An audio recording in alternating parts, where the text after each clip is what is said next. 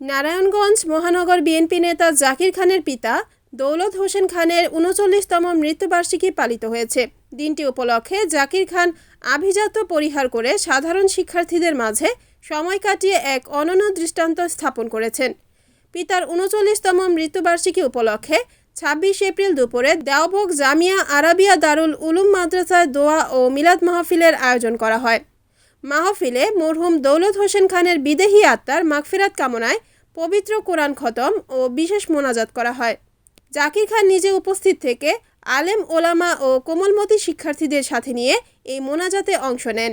মোনাজাত শেষে জাকির খান শিক্ষার্থীদের মাঝে দুপুরের খাবার বিতরণ করেন। খাবার বিতরণের পর তিনি কোনো বিশেষ আসনে না বসে সাধারণ শিক্ষার্থীদের পাশে বসে একই খাবার গ্রহণ করেন। এ সময় জাকির খানকে কাছে পেয়ে উচ্ছ্বসিত হয় মাদ্রাসার শিক্ষার্থীরা।